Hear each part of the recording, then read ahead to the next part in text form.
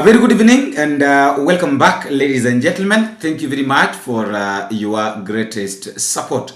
Now, in this video, I've got two things to talk about. Let me first start by saying this, that our evangelist, our learned president, that is Dr. William RUTO, went for a church service in Meru.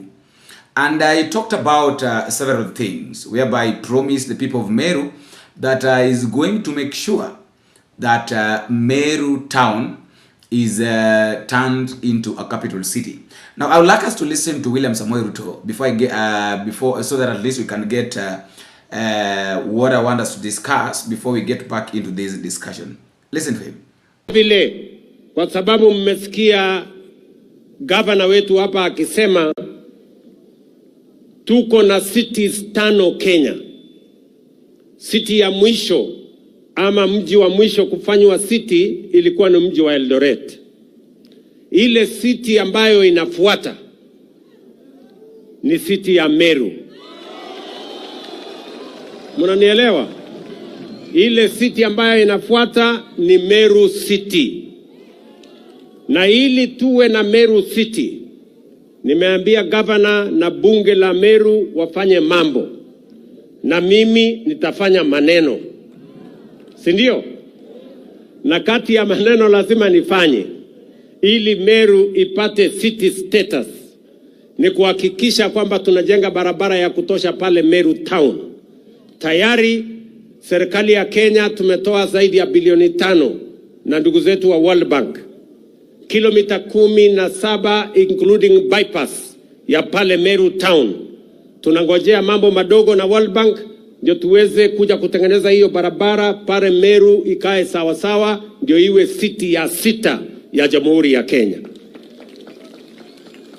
Vile vile mumesikia vile imesemekana hapa, ili pale kuwe na city ya sawa sawa lazima tujenge soko ya kisasa. Na ndio sababu hiyo tumewapatia milioni 800 kujenga soko pale Gakoromone, na tuhakikisha kwamba Meru hiyo inasimama vizuri ndio tuweze kuwa na city pale. Na kwa sababu city inakuja Meru, mimi pia najipanga kuwe na State House hapo Meru. Kwani mnafikiri kutakuwa na city hapo na mimi nichelewe? Si lazima niwe hapo karibu. Si mmesikia hawa viongozi wanasema nikuja hapa siku 3. Nyinyi mnataka nikuje siku 3 nilale kwa hoteli? Si nitafute nyumba ya kulala hapo? Sasa nimeambia watu yangu kabla ya Disemba kuwe na State Lodge hapa Meru, mahali ambayo sasa tutakuja tupange mambo ya eneo hii yote. Meru, Tharaka Nithi, Isiolo, hii dunia yote hii mimi nitakuwa nakaa hapa nipange mambo yenu. Now, fellow Kenyans, let me say this now. That is William RUTO promising the people of Meru that is going to make sure that Meru town is turned into a capital city. Let me ask you this question. Does the president have the moral authority to declare a town a city? I repeat that. Rais ana uwezo ya kusema ya kwamba ya kuamka tu asubuhi na anasema kwamba sasa kuanzia leo kwa mfano kama Meru anaamka anasema kwamba kuanzia leo Meru town imebadilika imekuwa city. Do you think it is possible? And if it is not possible, then what is the process of making a town to be turned into a capital city? That is what I want to explain. That is what I want to explain. Sorry. Now, as I was digging deep, I came to understand that in Kenya, the process of changing a town into a city is normally guided by the Urban Areas and Cities Act. That is 2011, revised in 2019. And it's not normally by the president's personal decision. This one cannot, a town to be made a city is not president's personal decision. This decision cannot be made by the president. It must be made by the urban areas and cities. Now, there are a lot of breakdowns of work that must be achieved, or some of the things that must be achieved for a town to be named or to be turned into a city. And it is the same process that Nakuru City made, same as Kisumu City, same as Mombasa, same as Nairobi. And that is why we have those cities. So saying that Meru town is going to be a city, I think we really need to dig deep and understand how this thing can work. Now, number one, we have got what is known as the legal framework, whereby the Urban Areas and Cities Act 2011 provides the legal basis for the classification of urban areas into, number one, city, number two, municipality, and number three, town. We get into number two. Number two, talking about the requirements for the city status. I think now this is where the problem lies. This is now where we're going to get all the processes. How can a town become a city? What are the requirements and all that? Number one, for a town to be upgraded to a city, it must meet certain critical sets out in section 5 of the Act, that is the Urban Areas Act 2011 stroke 2019. Number one, there must be a population of at least 500,000 residents. Number two, the existence of integrated urban developments plan, a capacity to generate sufficient revenue to sustain its operation, the existence of functional public infrastructure and service like roads, water, health, education, etc. And then demonstrated economic, social, and administrative importance. Number three, now number two was I was reading for you the requirements. Now number three, it's talking about the process. Now the process of turning a town into a city is this. The county government through the governor or county assembly applies to the cabinet secretary for urban developments for a city status. Evaluation by the ADHOC committee. The cabinet secretary forms an ADHOC committee to assess whether the town meets the set criteria. And then the committee gives a report whereby the committee submits a report to the cabinet secretary recommending approval or rejection. And then after that, the cabinet secretary writes a recommendation whereby it forwards the recommendation to the president granting of charter. And then the president on the advice, listen to this, the president on the advice, the president on the advice of the cabinet secretary confers city status by granting a charter. Now, this is what happens. The county government writes a letter to the cabinet secretary for the urban development, and then after the cabinet secretary have received the recommendation, it takes them to the president, whereby now the president is just going to grant the charter, but through the cabinet secretary. But remember, this thing happens, but the president has got no power. This is now what I want us to understand. Achana na hii mambo ya William Ruto kusema kwamba mara tunaenda kuhakikisha kwamba Meru imekuwa capital city. This is what is going to happen, or this is what must happen. The president has got no power to make a town a city. Why? Because the president's role is legally ceremonial and confirmatory, whereby he just grants the charter after the town has met all the legal criteria and the cabinet secretary for urban development has recommended approval. The president cannot on his own declare a town a city without following this process. For instance, I think I've given you an example whereby back in 2011, Uhuru Muigai Kenyatta went and officially granted City Status Development Ministry completely in revenue and recommendation. That is in Nakuru.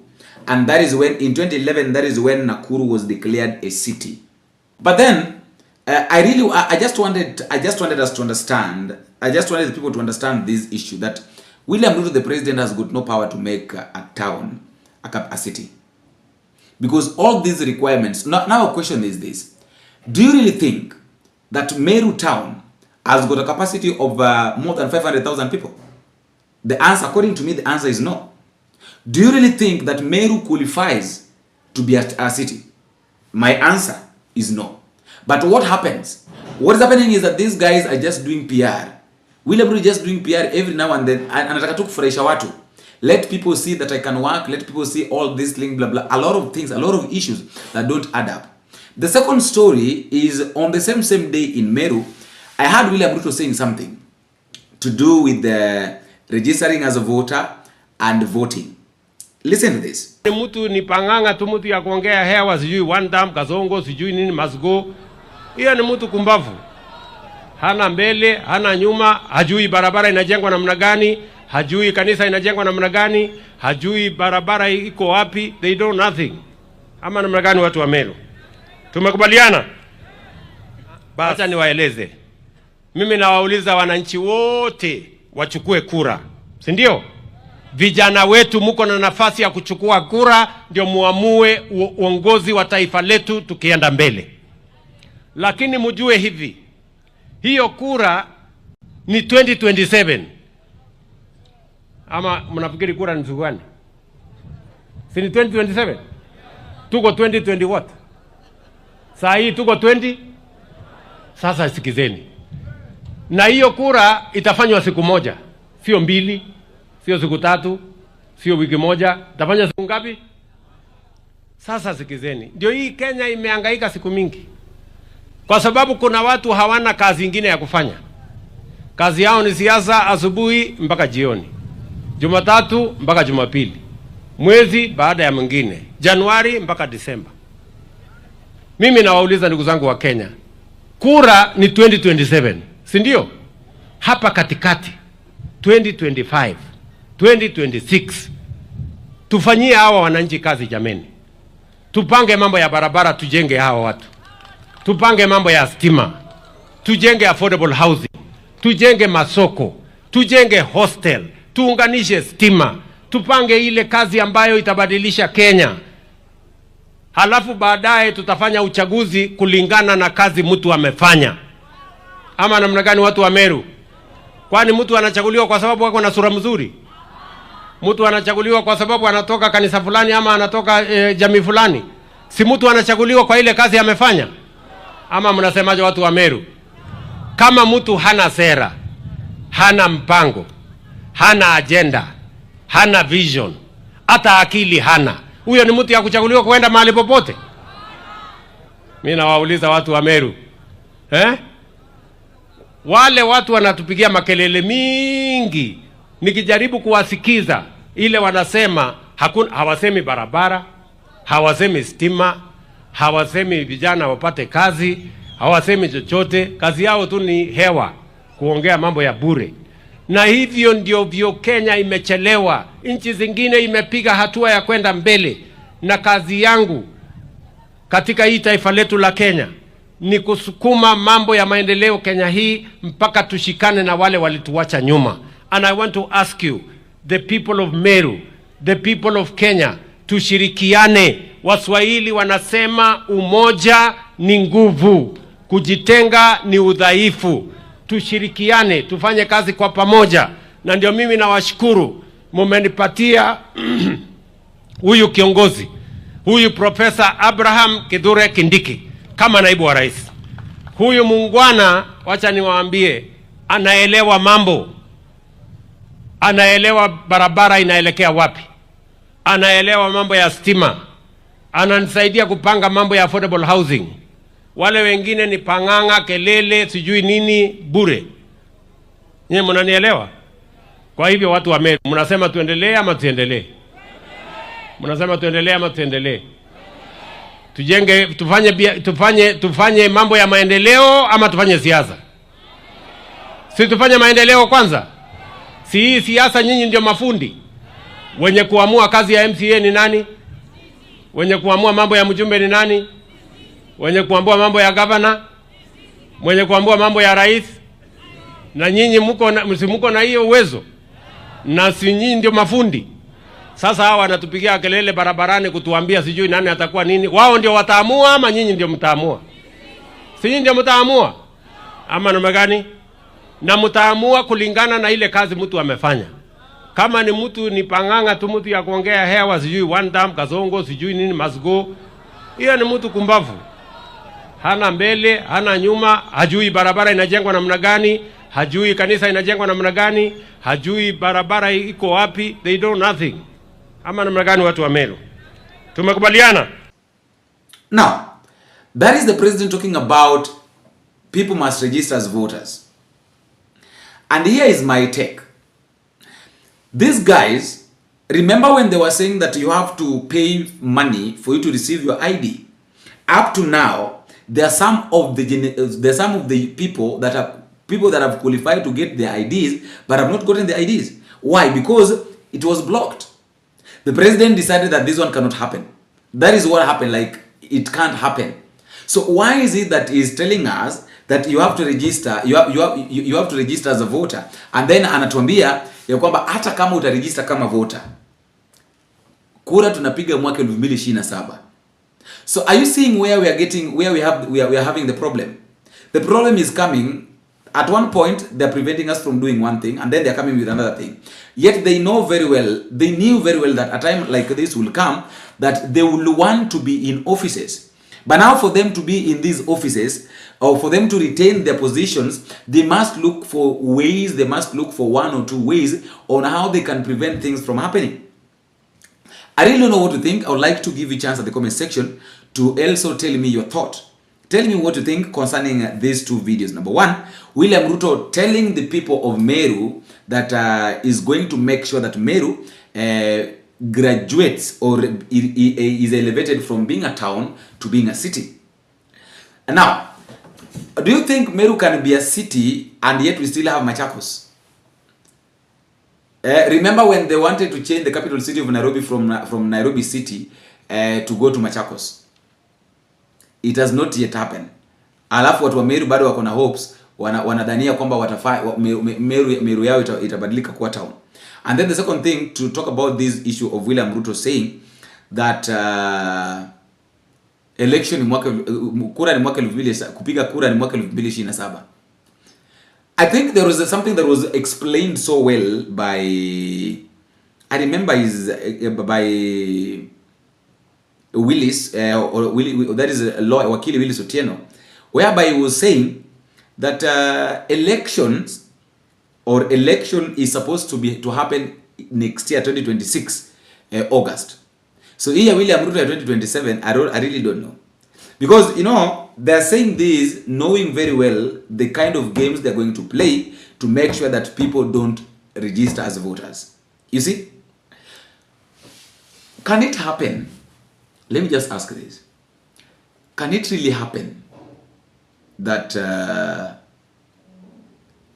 vitu zibadilike tu na tukue na nchi nyingine tofauti?